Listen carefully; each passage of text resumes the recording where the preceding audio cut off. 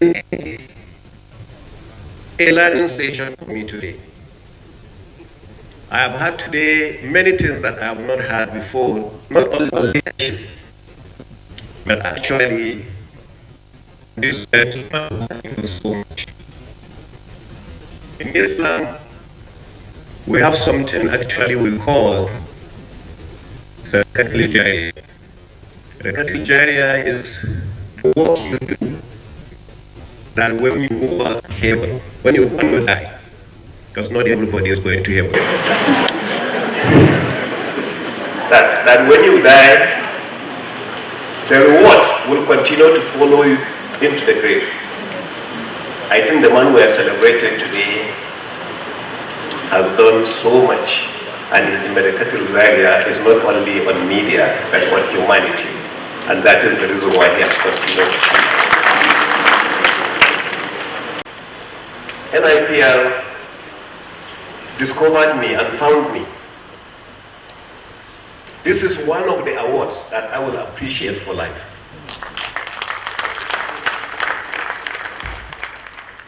Because of my background, I don't know how to go and lobby. That's why you see I'm just in Nasarawa here. But hardly I come to Abuja unless I have something to do.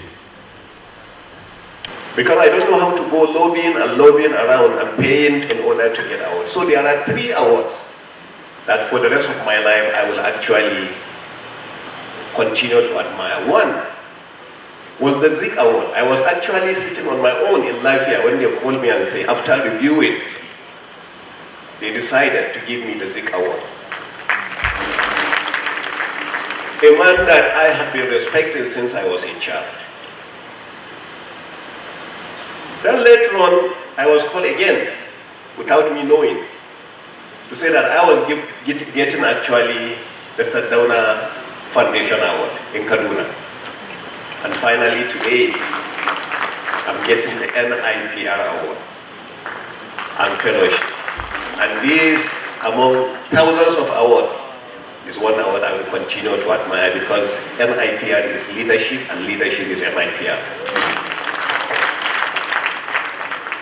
The people of Nasarawa State will continue actually to be proud of a day like this, where one of their sons, and it was emotional for me when they were showing my father sitting there to hear that he didn't understand what it was, that the first institute of NIPR ever in the world is coming to his own town. And he sat down quietly and listened. And he did everything for me to go to school. He was not that lucky for his own parents to do everything for him to go to school as he was. And that's the emotional part for me. But he ensured that every one of us actually did go to school. I come from a very small village. That's why I didn't want a gentleman to say so much about me. Because I come from a very small village called Woody Station, which was just a railway village. And for me to get up from there to the position where I am today, not as a governor, but a position of a leader that is being celebrated and being admired and so much said about him. That is what I do and I like. So today we're here to celebrate an icon of media, a man who the history books actually refer to as being the first to establish a private establishment called Independent Radio Station, as well as then later on the AIT, which was established, by the way, when I was living in the US. At the time, nearly everything in Nigeria was government. And he established that. And during a very difficult period of the military. And he was not afraid to establish that. And to talk positive, not necessarily just for the government. To talk about the government where it was necessary. To talk against the government where it was necessary. Without any fear to do that. Which very few people have. By being a governor today, because I've been in the private sector all my life, I have seen what psychophancy is all about. I've seen people actually who sat down in front of President Buhari to tell him, oh, you are the best ever, you are the best. Oh, nobody can do this, oh, nobody can do that. Next minute he's out. Oh, he was one of the worst presidents that we have ever seen. Same people, same moment, because that's what psychophancy is all about. So for us to continue to remember a man who has done this and to be able to establish his own strategy so that it will now be similar to some of the McDonald's of the world that you can think of, the big Macs of the world that you can think of, and the rest of that. That's why somebody here mentioned about institutions that died with the founders. But this is one institution that is getting stronger even after the death. I want to congratulate you for what you have. So I thank you for inviting me and for actually having all that is necessary to come and witness this. Distinguished guests, I don't want to repeat all the things that the celebrant of this today, the man we are trying to remember, has done, because so many have been said about him. In life, everybody wants to be the first. Everybody wants to see the pace or to be recognized as a pathfinder. In fact, everyone wants to be seen as number one. Except, of course, in a family where there is a last born who wants to be pampered and doesn't want responsibilities. If there are any last born, I'm sorry about that. Today I will reflect about the life and times of Chief Raymond Dokwesi. We must ask ourselves the big question: what does it take to be the first or to become number one? We define a leader as the person who knows the way, shows the way, and leads the way.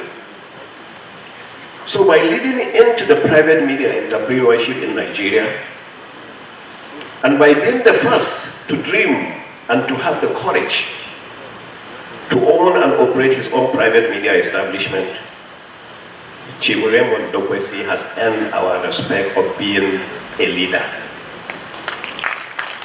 And indeed, not just a leader in African broadcasting because he truly believes in Africa, he's a Pan-Africanist, but a leader actually in courage and a leader in doing the right thing. He also pioneered the very first. That's what my brother Adam Oshomole wanted to say, but he's not an engineer, so he couldn't say it rightly. He also pioneered actually the very first satellite TV. And in fact, some journalists have even stated that it was AIT that set the standard for salary structure in Nigeria before others followed. BON, sorry, I don't want to mention others. But arguably, and undoubtedly, and undeniably, Chief Raymond Dokwesi holds the bragging right to be called leader in radio and television, not only in Nigeria, but indeed in Africa. And I also join in the prayers. May his soul continue to rest in perfect peace. I was invited here actually because I believe Nasarawa State and I are probably in the right direction to make things great. And that's the area they wanted me to speak. So therefore I return to that question. What does it take to be the first? What does it mean to be the first? It was the late Christopher Kolade addressing us during a management retreat in Lagos. And he asked a question: why are you in business? And it was actually a meeting of executive directors, CEOs of big companies that were there. And of course, too many answers were all coming up. From CEOs, to make profit, to return dividends to the shareholders, to make these, all kinds of crazy answers were coming. And unfortunately, none of us got it right. And his response was as simple as ABCD. And he turned around and said, the only reason why you are in business is to remain in business. So remaining in business is the fact that I have mentioned earlier. AIT was in business, AIT is in business, and by the grace of God, AIT will continue to be in business. In the dictionary, it says to be number one means to be the first in rank, importance, or quality. So whenever you look at a list, it will always begin with number one, and all others follow. Therefore, whenever they mention about a gentleman who was there as number one, a lot of people actually try to look at the hierarchy. So who has done next? And that's why I'm invited. I'm not a journalist, I'm actually an engineer. I started my education from a small Roman Catholic mission school in Udi Station. But because I wanted to be an engineer in my life, I went to a technical college. From technical college, my parents didn't have the resources to send me outside the country, but I wanted to be one top-notch, practical, hands-on engineer. And I wanted to go outside the country. So the late Solomon Lar administration, now you can see why that was an MPP governor. You can now see my relationship with Zeke. Gave me a scholarship. And it was a scholarship that I used to go to the US. But because we were NPP state, sometimes the embassy was more recognizing the controlling governments, states, like the MPN states rather than us. And it was for that reason we were having difficulties getting our own allowances. Luckily for me, I went to Government Technical College, Bukur, which we call BUTEX. And I was one with all the sense of humility because I was the first in class. So I was one of the best in both shielded metal arc and obvious clean welding. And I took that seriously. Since Indiana State University will allow you on scholarship to actually take your classes, it's only hostel you cannot stay since money was not coming from your state. Because in America, money matters. So for that reason, I got a job with Alcoa Energy, Aluminum Company of America, to be doing welding at night. So I could pay for my residence where I was staying, along with other people, but to go to school during the daytime. But the money was not enough, also because of feeding and so. So in the night, they allowed the students to come and clean the room. So I'm a first-class janitor, as you have seen me. I know the chemicals that you will use on carpets and the chemicals that you will use actually on tiles. And I know the kind of mop that you needed, that you did. So for that reason, I became a senior janitor.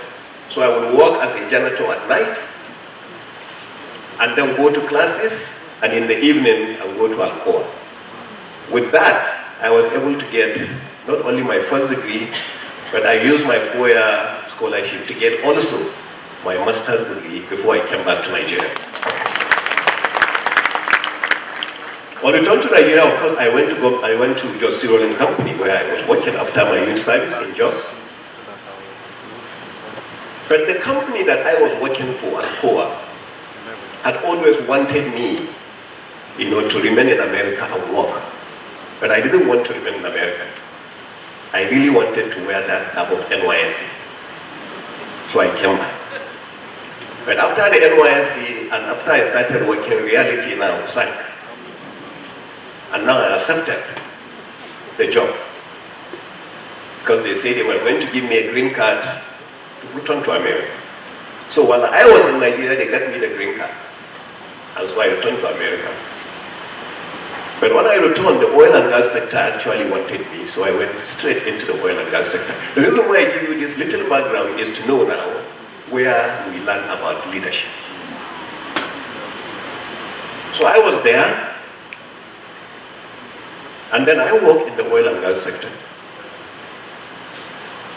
both from the manufacturing side and from the operation side. The manufacturing, the one that I'm always so proud to mention, is working for a company called Drill Equip.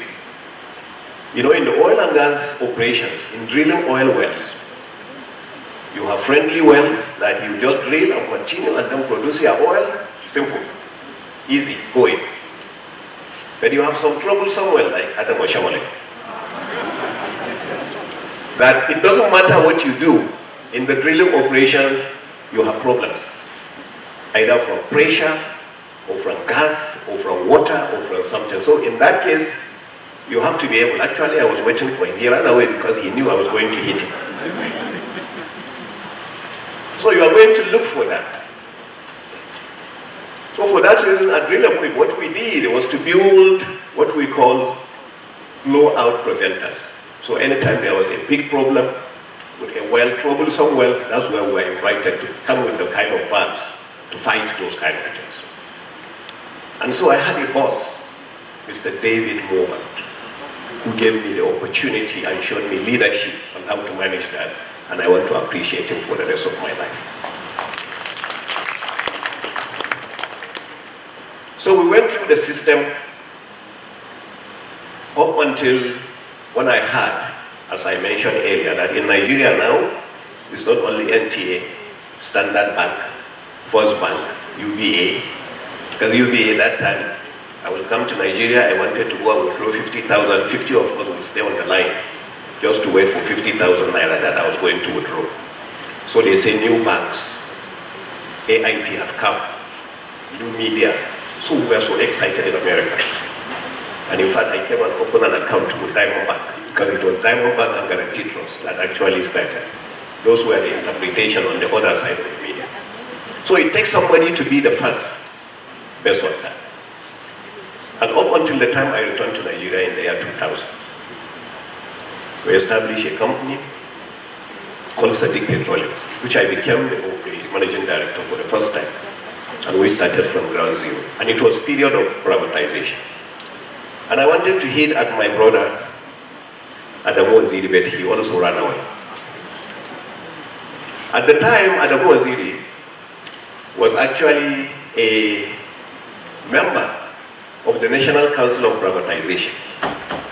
And because I was so sure of myself, as the MD, I picked all my documents to go and face the council. And this is a very big council. Lia Limoke, Nasir El-Rufai, Ibrahim Jeddah, all the troublesome seated right there on the table. And they were sitting on a place like this, and I was sitting on a place like that. And I was alone. And so Adamu Waziri look at me and say, you want to buy African Petroleum? I say, yeah. Who are you? I say, I'm the managing director of Sadiq Petroleum. So you think we will take such a big company and sell to you like this? I say, I can answer all the questions that you have. And I have all the documents that you require. I've never seen it. What is your name? I say, Engineer Abdullahi Sule. Oh, you are from the north even. I say, you are from Nasarawa State, Nasarawa. He said, oh, where are your directors, your chairman? I said, well, I didn't know you needed chairman. I thought you just needed somebody with the knowledge to come to you and share with you. By the way, the chairman was the gentleman that was speaking earlier, Mr. Peter Eloka Okocha, who just found me, and he believed that I'm not a politician. Up till today, he believes I'm not a politician. And that's what we went through. So at the end of the day, the story of different, we acquired the company. Now comes leadership, test case one. We came and discovered a company that was actually in a negative balance sheet, 26 billion naira. The entire assets of the company were in negative, which means if you take the company on all its assets and sell, what you are owing, your liabilities, will be 26 billion. So it was time to turn around the company. And we went to work, but it was a teamwork. First, we had to hire a good legal person, and we found that in a lady called Barrister Elizabeth Idigwe. So that's why my sister always calls me actually, her brother. So we find a very strong lady, another Adam Toshemagi and Elifai put together. And then I find a very strong person also on the other side, for my finance. And then we had the others were supporting. So I was in front and they were following. I don't want to take you too far into that. We went into everything we could do, including appearing on panel of inquiries, going to court, doing everything. In the 5.5 years that I was the MD of the company, we turned around the company from a negative balance sheet of 26 billion to a positive balance sheet of 5 billion.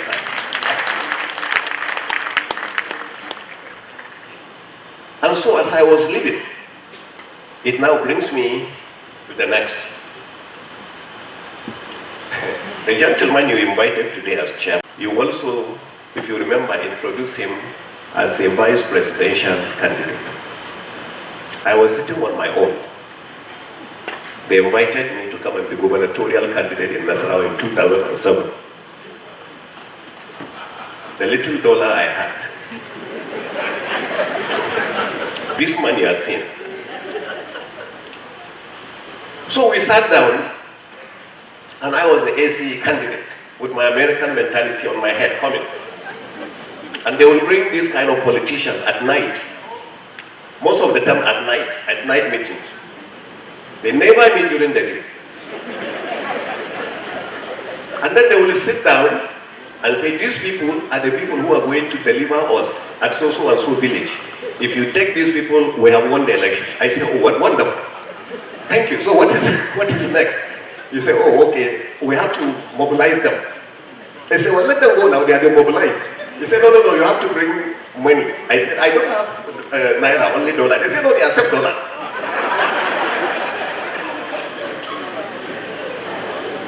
And it was a dark period of this country. By the time the election was concluded, that's the time they were just allocating votes. So they allocated 50,000 votes for me, for the whole of Nasarawa State, and told me I have lost the election. I said, okay, thank you very much, I'm going back to America. But Alhaji Aliko Dangote said, no, I know who you are. I was a non-executive director of your company. I know what you did to turn around your company. We are not going to allow you to talk to America. Come into my company and decide. I have the sugar refinery, which is similar to what you have.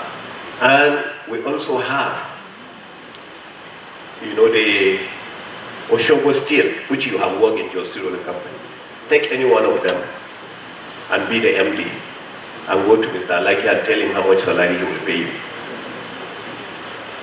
So it wasn't an easy thing. So sir, now that I'm a governor, I'm so glad I was not a governor in 2007. I'm telling you, sir.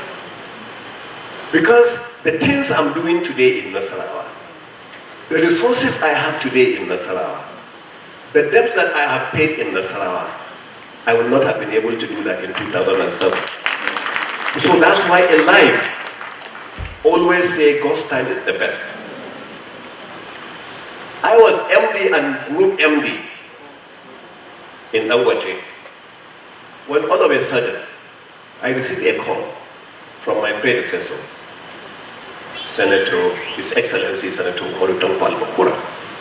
He called me and said, I'm thinking you should come and contest for governor. I say, me, sir, because I'm remembering my dollar that has gone. Because all of them, my savings in America is gone. And I say, is me, governor? He says, yes. I say, so I'm working in Dangote. Dangote will not agree. He said, we'll talk to him. And today I'm a governor, I will forever be grateful to Tango Almakura. that position that he has taken. So needless to say, we went through the process from the primaries to the general election to all the hurdles to the challenges that we faced then, the challenges we are facing now, and the challenges we are going to face in the future. So before coming, since I was working for the Dangote Group, and I had so many consultants that we were working with, I now invited, I say I have to do it as somebody who is educated.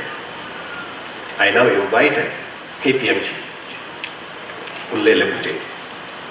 So Sule, it looks like I will go and run for office of the governor. So what you will do for me, please, we have to study the whole state. Let me understand what the state is all about, the prospects in the state, the challenges in the state, and what we will do in order to arrive at what we have to achieve. And Tunde came up with a good report. After 6 months of study about there is oil in Nasarawa, there are minerals in Nasarawa, there is potential for agriculture in Nasarawa. Nasarawa has the best proximity to the federal capital, therefore housing opportunity higher in Nasarawa. You have young, vibrant graduates in Nasarawa who have no jobs. You have traditional institutions that really are not playing the role of traditional institutions the way it's supposed to. You have security challenges now in Nasarawa. You have farmer hazard crisis. You know, so he came up with a comprehensive report, which I took my time to read and go through. Through the report, we now came out with what we call the Nasarawa Economic Development Strategy. And it was that strategy that we made as our roadmap. So on arrival, I came into a state that already having security challenges. And I say, what are we going to do with security challenges? First was the farmer hazard. And the farmer hazard that we had, people could not go to the farm, and so there was a problem. What was the cause of the problem? We asked. In our border state, Benue, we had what they call anti-open grazing law, which means anybody grazing in the open, and you know, if you know anybody who wants to do open grazing in this world, they say, Nigerian Fulani.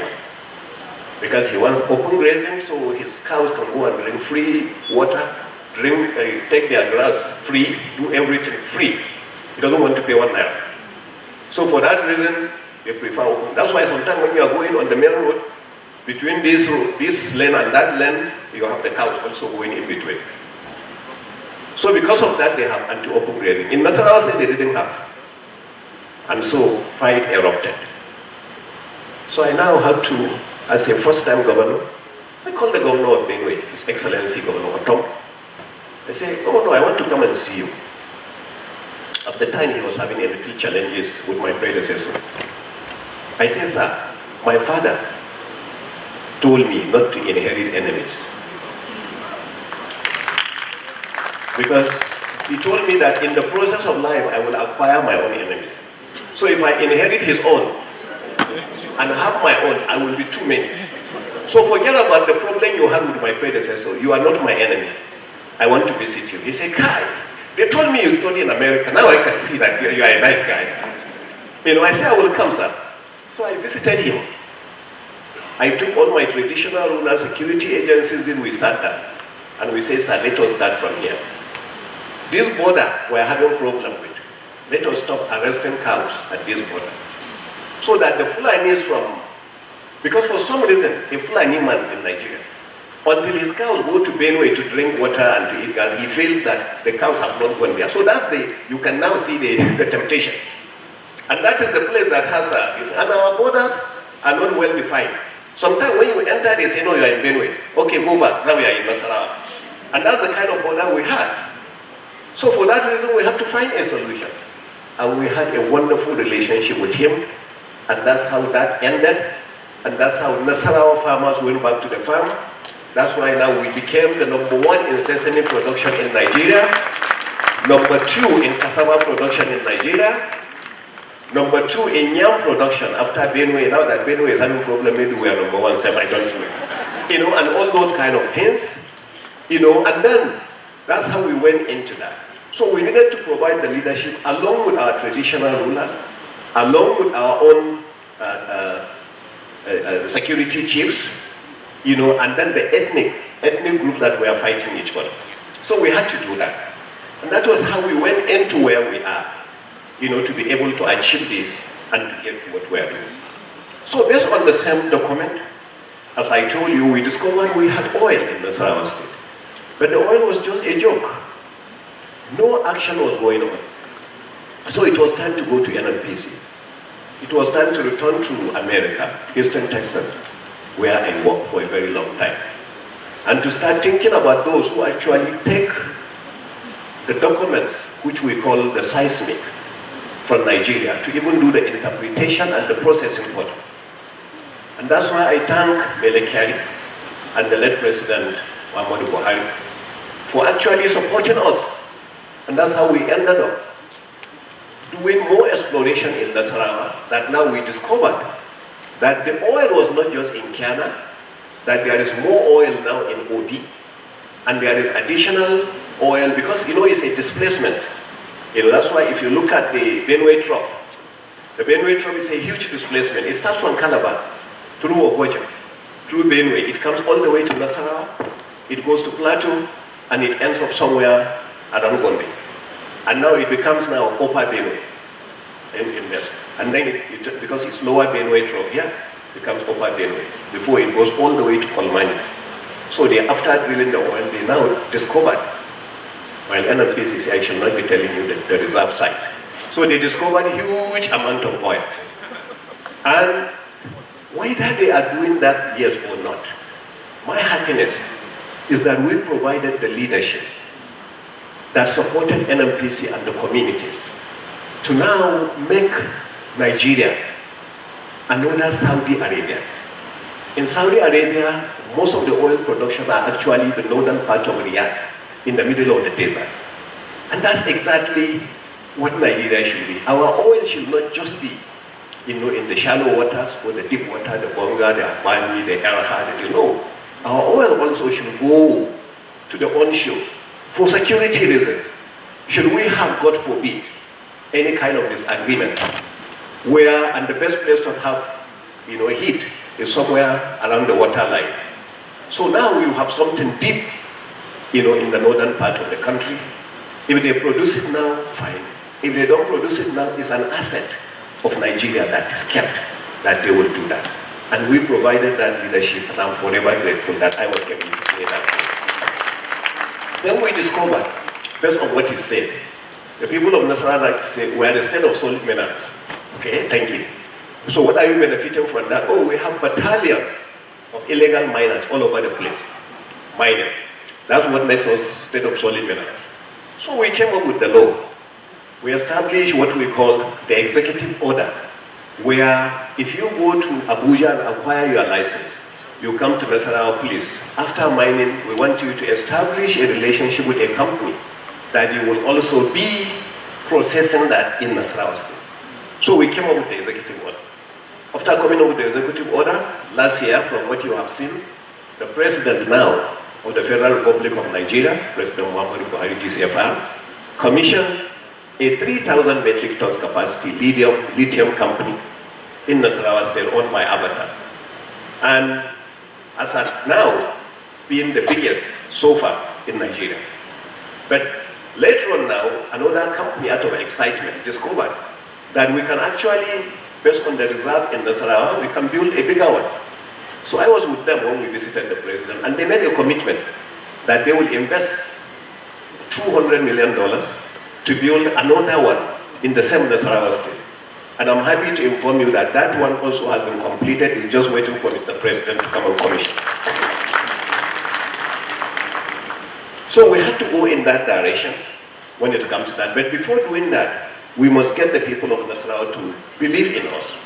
So we established the relationship with the traditional rulers, community leaders, the youth and women. We established the issue of security to make sure that security is being provided to the people. And now we establish by law what we the Nasarawa BPP. Because we must have some kind of transparency in what we do for the people to even believe in us. And then of course we started the TSA.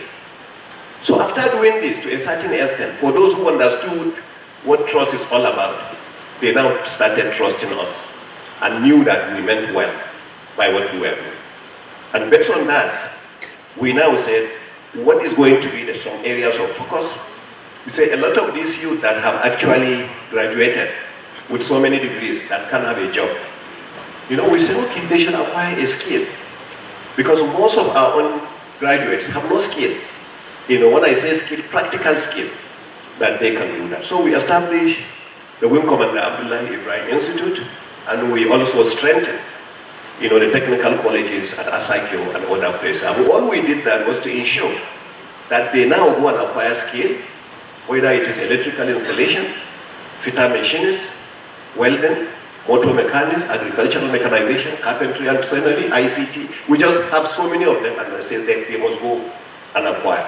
And that's how they acquire it. So today, I'm happy to tell you that the most recognized by NECA and by ITF in Nigeria when it comes to vocational and technical education is an institution in Nasarawa called Wing Commander Abdullahi Ibrahim Institute. And after we did all that, based on our area of agriculture, we continue to acquire some of these big companies. We made all up there that had been there before we came, and then Dangote coming in actually to set up the biggest sugar plantation on 68,000 hectares of land, and Saro Africa also to come in, with that area, because Saro Africa was looking at ethanol production, so 20,000 hectares for them, which was paid and taken over for them actually to do the cassava that they will be producing their ethanol from. And of course, flour mills of Nigeria that is interested in producing flour from the cassava also.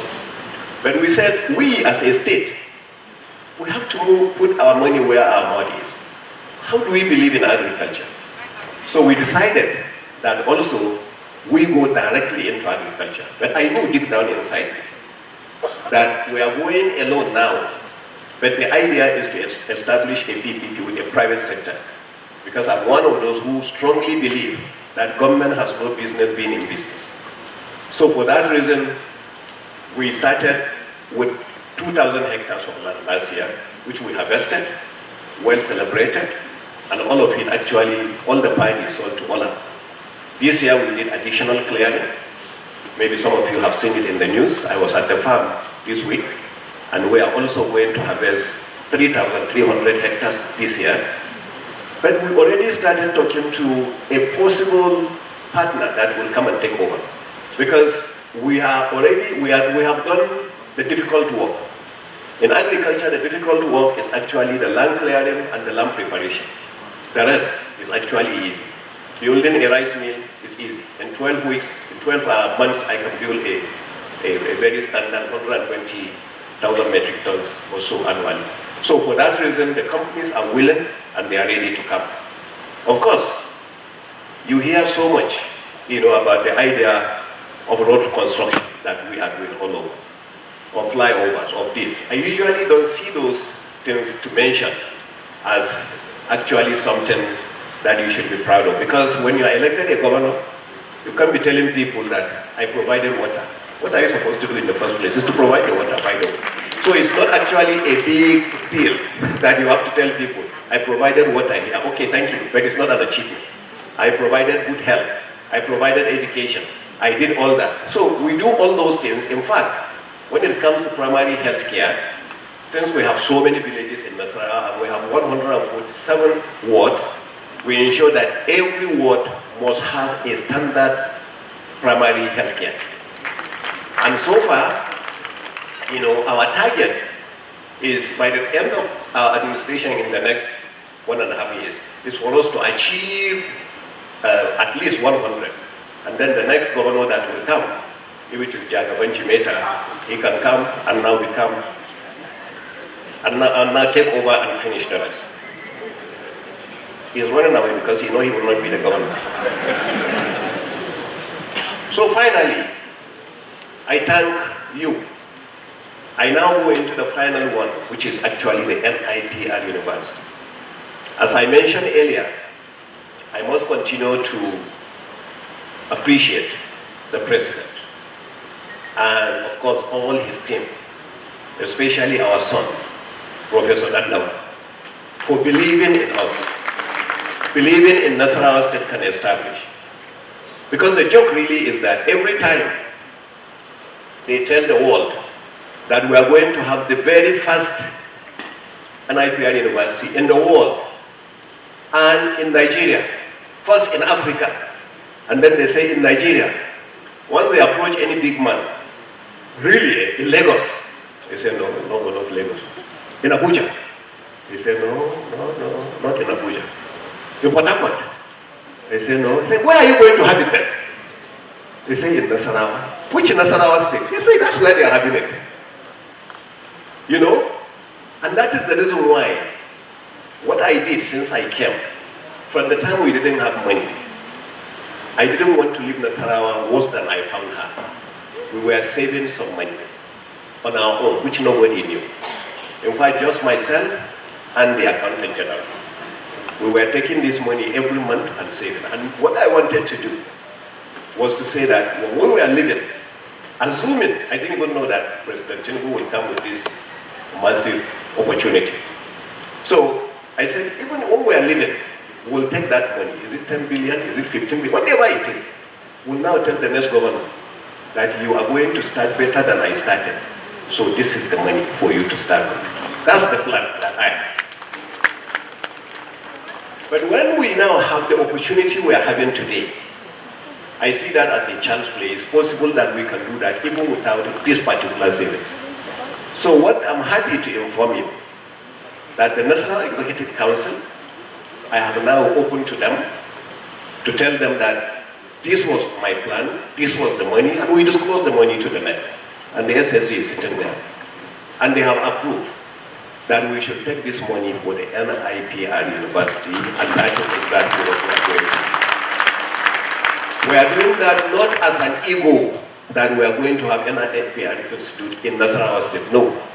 We are doing that because we believe that one of the problems of Africa, and indeed Nigeria, has been leadership. Once you have the right leadership, then everything picks up. And we hope and pray that that leadership will be produced from Nasarawa State, in fact, Akwanga local government.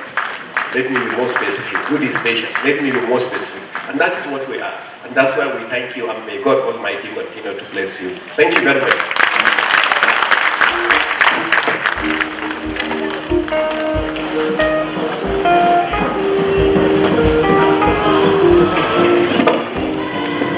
What an inspiring and inciting lecture.